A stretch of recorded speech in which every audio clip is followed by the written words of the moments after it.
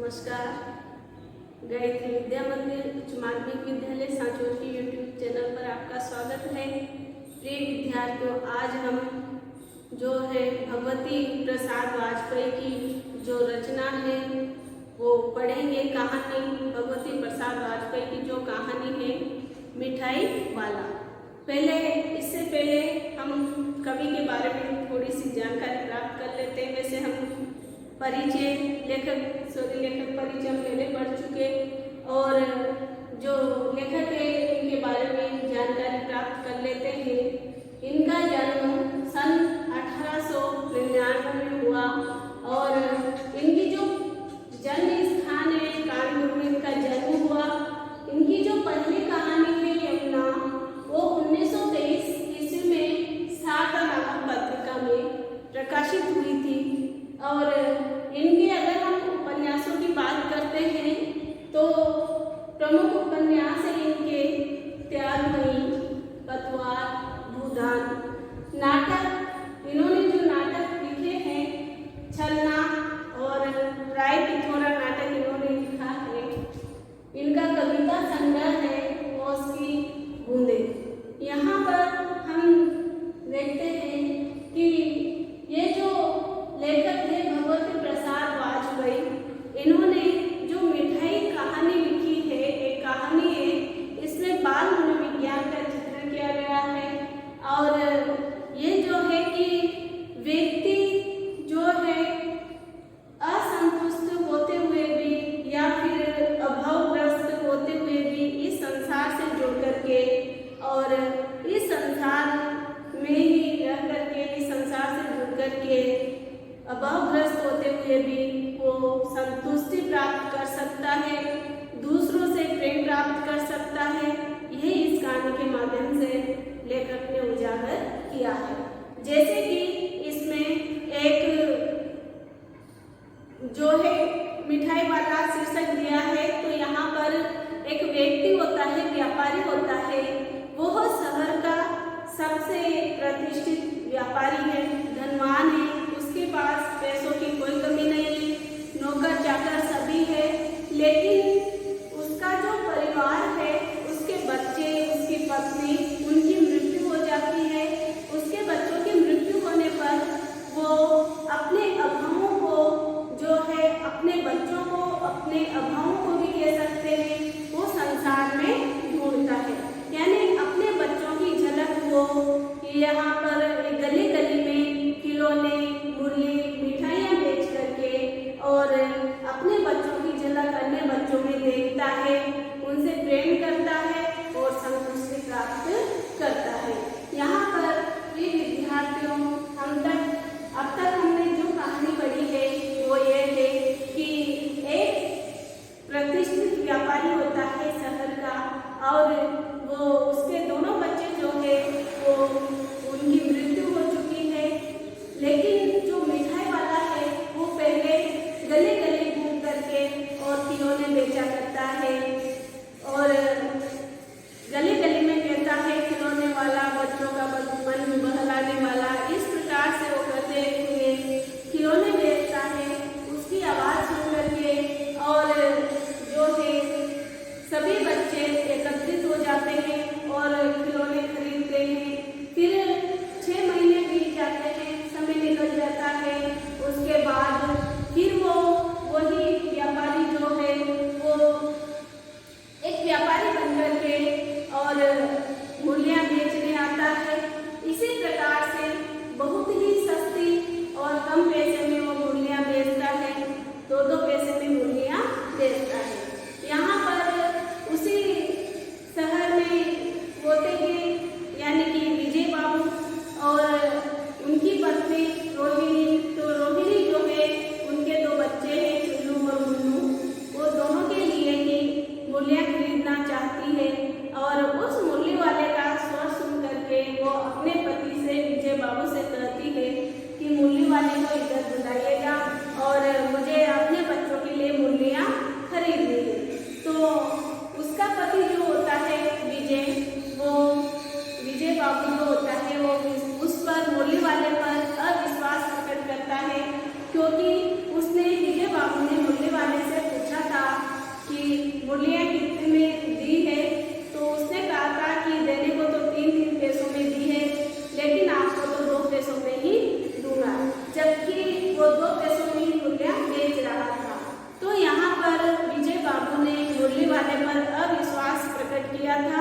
इसीलिए मुरली वाला अप्रतिभ यानी उदास हो गया था।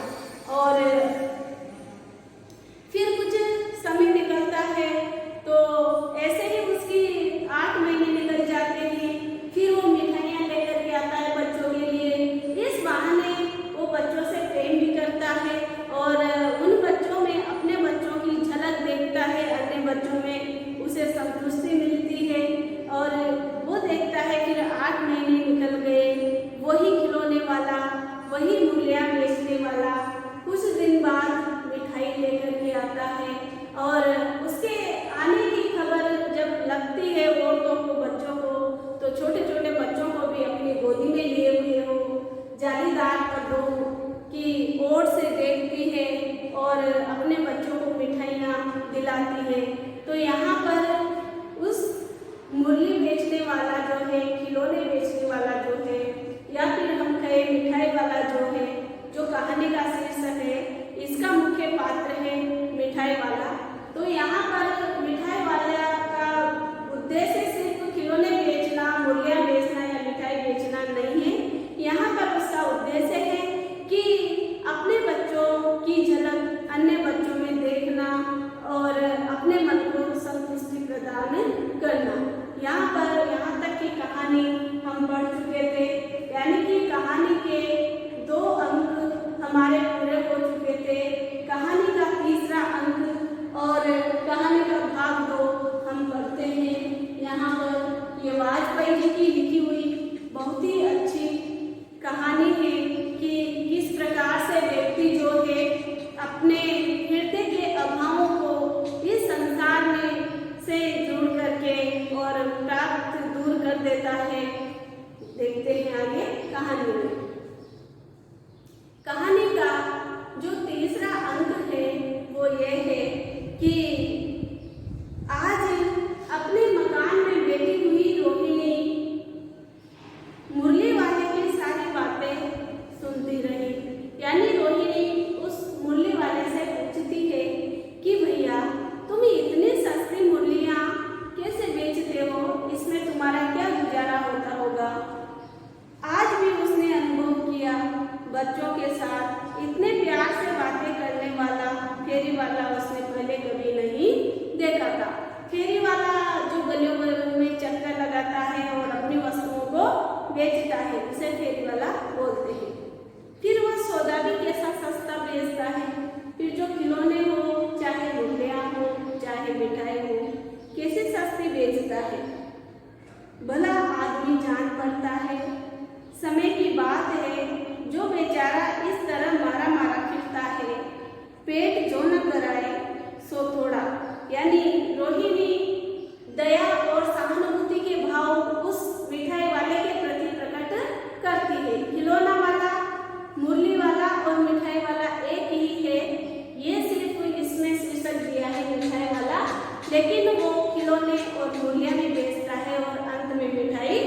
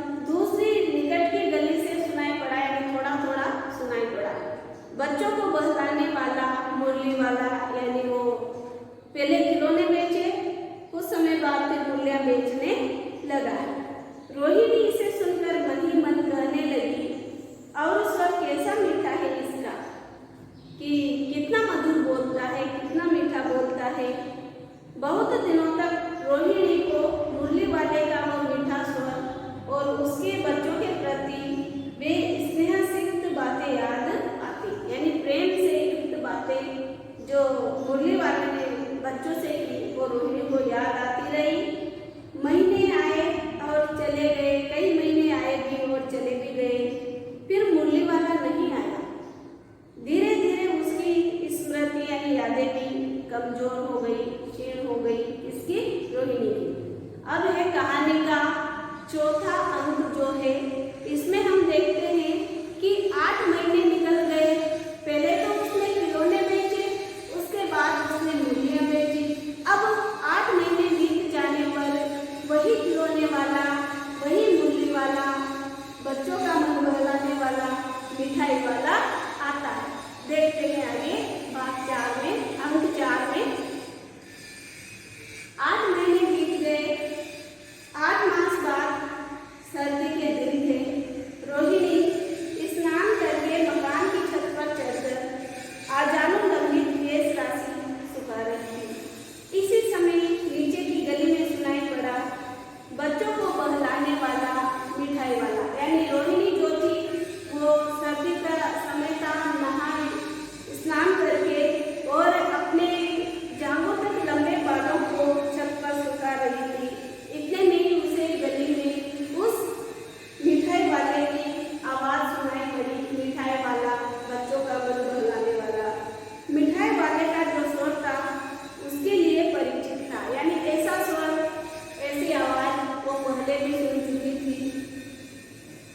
जब से रोहिणी नीचे उतर आई, उस समय उसके पति मकान में नहीं थे। हाँ, उनकी वृद्धा दादी थी। रोहिणी उनके निकट आकर बोली, दादी, चुन्नू मुन्नू के लिए मिठाई लेनी है, जरा कमरे में चलकर ठहराओ तो मैं उधर कैसे जाऊं, कोई आता न हो, जरा हटकर मैं भी चिप की ओर में बैठी रहूंगी। चिप होता है पर्दा, जालीदार पर्दा जो होता है उसे चिप बोलते हैं। तो यहाँ पर रोहिणी ने जब मिठाई वाले का शोर सुना गली में, तो वो अपनी जो बूढ़ी दादी है, वृद्ध दादी है, दादी सास, उससे कहती है कि दादी, मुझे चुन्नू मुन्नू के लिए मिठाई लेनी है, आप नीचे चल करके मिठाई वाले को रुकवाएगा और मैं भी वहीं पर आ जाऊंगी। दादी उठकर कमरे में आकर बोली, ए मिठाई वाले, इधर आना। मिठाई वाला निकट आ गया, बोला, कितनी मिठाई दूं माँ? ये नए तरह की मिठाइयाँ हैं, यानी अपनी मिठाइयों की विशेषता बता रहा है मिठाई वाला। रंग बिरंगी, कुछ खट्टी मीठी, कुछ मीठी, जायकेदार, स्वाद में बड़ी अच्छी, बड़ी देर तक मुंह में टिकती है, जल्दी नहीं भूलती, बच्चे बड़े चाव से, बड़े शौक से खाते हैं। इन गुणों के सिवा ये खांसी भी दूर करती है, उसकी मिठाइयों की विशेषता या गुण है। कितनी दूं? चपटी, गोल, पहलदार गोलियां, पैसे की 16 देता हूँ, यानी पैसे की कितने देता था? 16।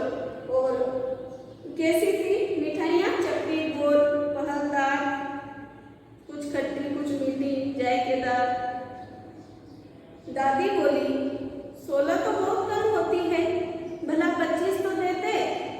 मिठाई वाला, नहीं दादी, अधिक नहीं दे सकता, इतना भी देता हूँ, अब ये मैं तुम्हें क्या खेल में अधिक नहीं दे सकती। रोहिणी दादी के पास ही थी, बोली, दादी फिर भी काफी सस्ता दे रहा है, 4 पैसे की ले लो, ये पैसे रहे। यानी उसने, दादी ने मिठाई वाले से कहा कि भाई 25 तो दे, तो 1 पैसे की। तो मिठाई वाले ने मना कर दिया और रोहिणी कहती है कि दादी ये भी सस्ती, ये ले लो आप। मिठाई वाला मिठाइयाँ गिनने लगा, तो 4 की दे दो। अच्छा, 25 नहीं सही, 20 ही तो। अरे हाँ, मैं बूढ़ी हुई मोल भाव, अब मुझे ज्यादा करना आता भी नहीं है, यानी दादी जो है करती है। कहते हुए दादी के पोपले मुंह से जरा सी मुस्कुराहट भी उठ पड़ी। पोपला मुंह, जिसके मुंह में दांत नहीं होते हैं उसे पोपला मुंह बोलते हैं। बोलते हैं ना, किसी किसी के मुंह में दांत नहीं होते हैं तो उसे जब ताने मारते तो पोपले मुंह की, ऐसे कहकर के बोला। रोहिणी ने दादी से कहा, दादी इससे पूछो, तुम इस शहर में और भी कभी आए थे या पहली बार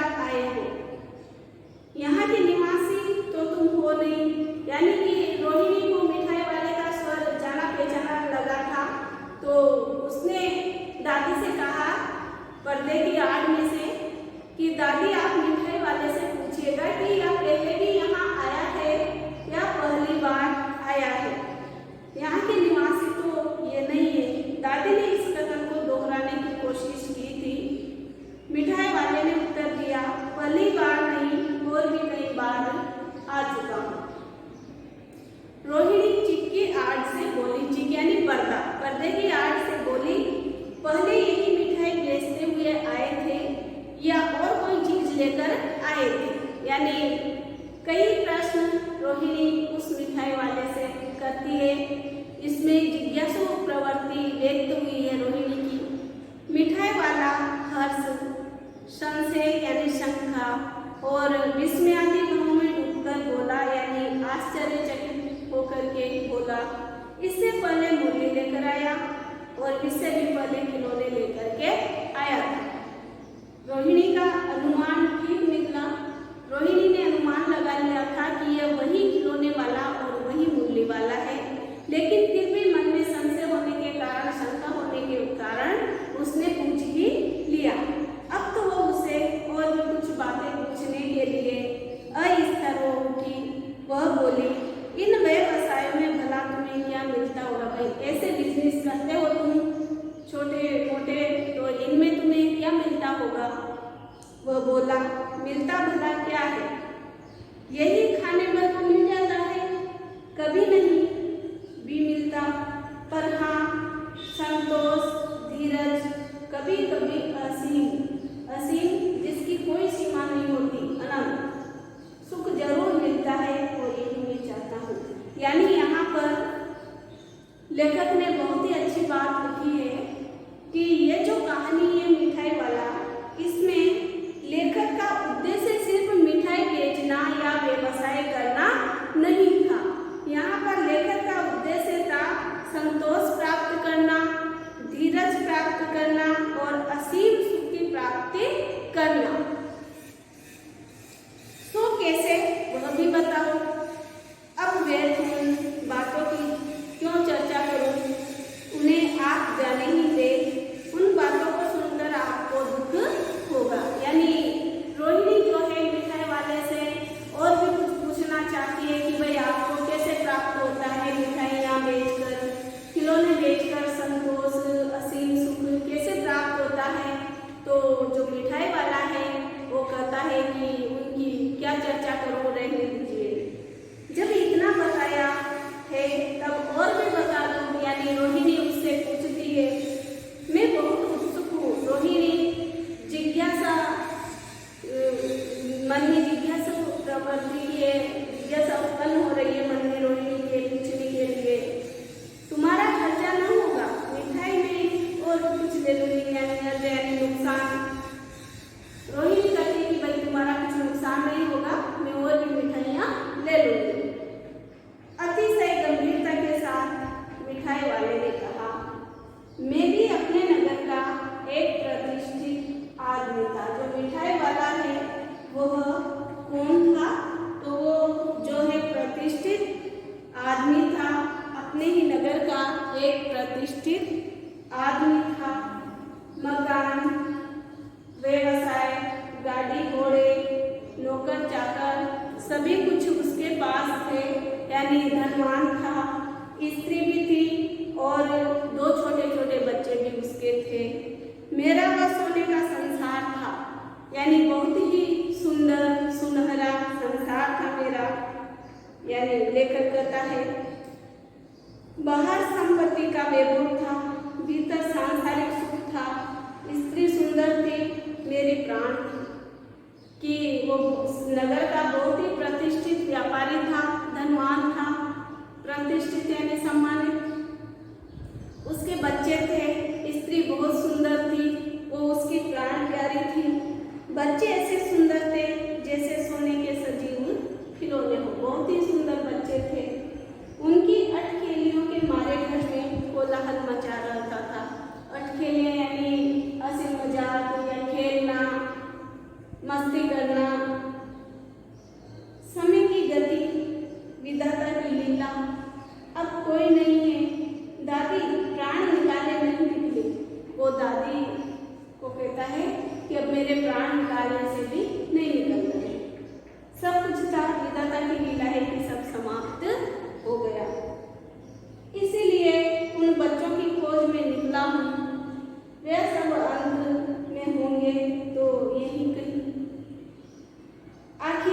कहीं ना कहीं जन्मे ही होंगे। मिठाई वाला कहता है कि आखिर उन बच्चों ने कहीं ना कहीं तो जन्म लिया होगा, हो सकता है इन बच्चों में मुझे मिल जाए और इन बच्चों में मैं अपने बच्चों की झलक देखता हूँ, इसीलिए मैं ये व्यवसाय करता हूँ।